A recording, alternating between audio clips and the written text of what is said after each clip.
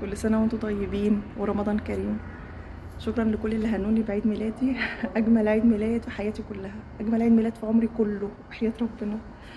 كان امبارح وكنت بعمل عمرة، ربنا يتقبلها يا رب.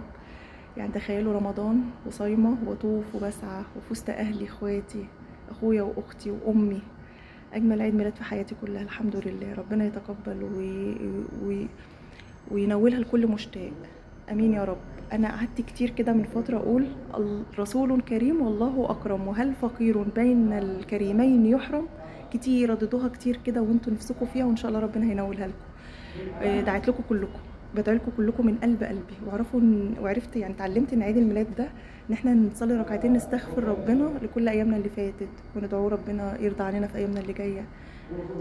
نعلمها لولادنا كده، اي عيد ميلاد صلوا ركعتين وادعوا ربنا يغفر لنا اللي فات ويجعلنا منه اقرب وعلى طاعته.